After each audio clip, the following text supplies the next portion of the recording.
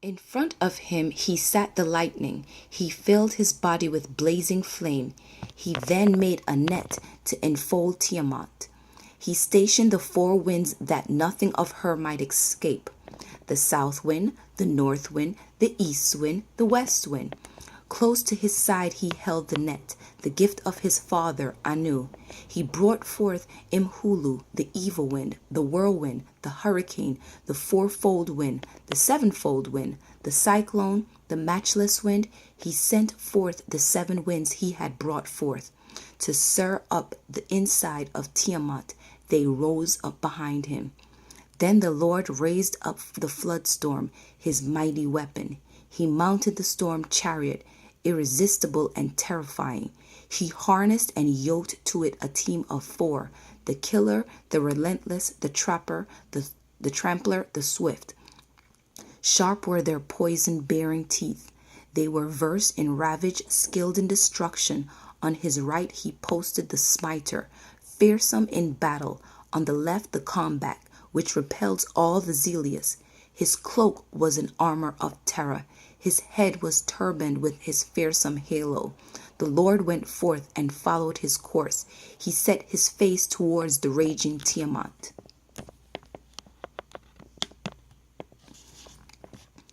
He held a spell between his lips.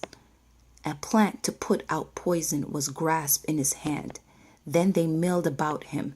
The gods milled about him. The gods, his father, milled about him. The gods milled about him.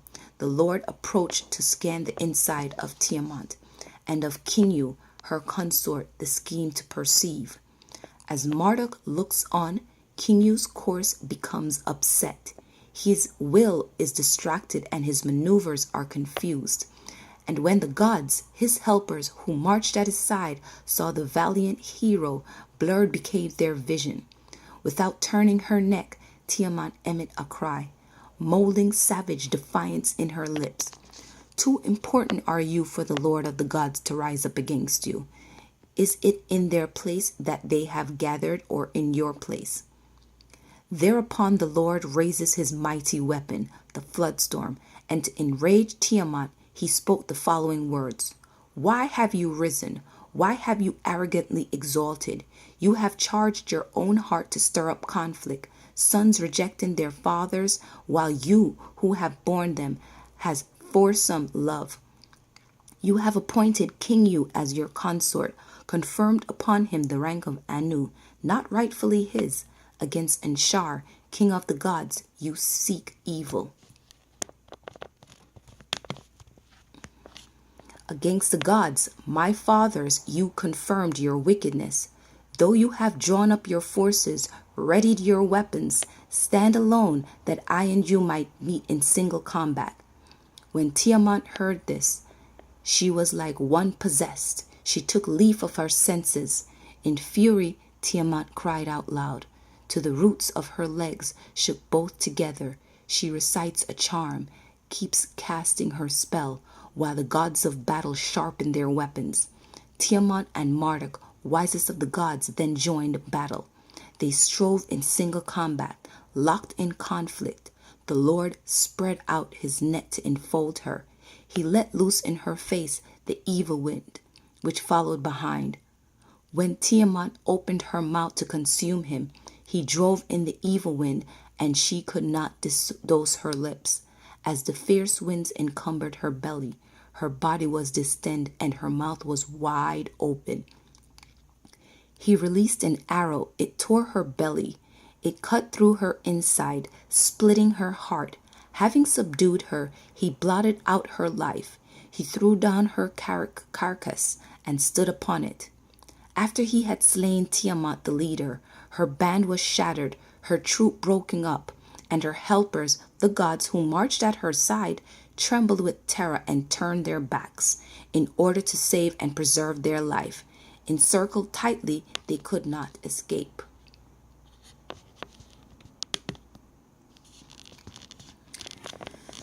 He made them captives, and he smashed their weapons. They found themselves ensnared in the net.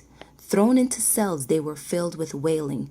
Bearing his wrath, they were held imprisoned, and the 11 creatures which she had charged with awe, the band of demons that marched before her, he cast into feathers their hands. For all their resistance, he trampled them underfoot. And Kingu, who had been made chief among him, he bought and accounted him to Uge. He took from him the tables of the fate, not rightfully his, sealed them with a seal, and fastened them on his own breast. When he had vanquished and subdued his adversaries, had the vainglorious foe, had wholly established Anshar triumph over the foe. Nidamud's desire had achieved. Valiant Marduk strengthened his hold on the vanquished gods, and turned back to Tiamat, whom he had bound. The Lord trampled on the legs of Tiamat. With his unsparing mace, he crushed her skull. When the arteries of her blood he had severed, the north wind bore it to places undisclosed. On seeing this, his fathers were joyful and jubilant. They brought gifts of homage to him. Then the Lord paused to view her dead body, that he may divide the monster and do artful works. He split her like a shellfish into 2 parts. Half of her he sat up as the ceiling of the sky. He pulled down the bar and posted guards. He ordered them not to allow her waters to escape. He crossed the heavens and surveyed the regions. He squared Apsu's quarter, the abode of Nidamud, as the Lord measured the dimensions of Apsu. The great abode, its likeness, he fixed as Ishara. The great abode, Ishara, which he made the firmament. Anu, Enlil, and Ea he made occupied their places. He constructed stations for the gods, aligning their astral likenesses as constellations. He determined the year by assigning the zones. He set up 3 constellations for each of the 12 months. After the days of the years by means of astrological figures, he founded the station of Nibiru to determine their divine bands, that none might transgress or fall short. Alongside it he set up the stations of Enlil and Ea.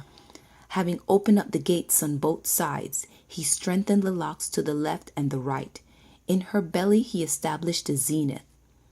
The moon he caused to shine, the night to him entrusting.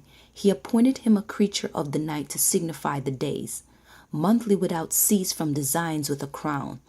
At the month's very start, rising over the land, you shall have luminous horns to signify 6 days, on the 7th day reaching a half crown. At full moon, stand in opposition in mid-month.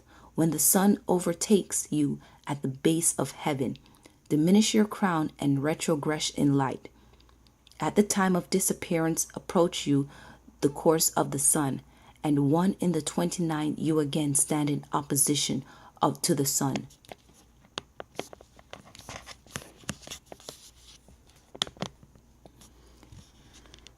It was Kingu who contrived the uprising and caused Tiamat to rebel and join battle. They bound him, holding him before Ea. They imposed on him his guilt and severed his blood vessels. Out of his blood they fashioned humankind. He imposed upon it the service and let free the gods.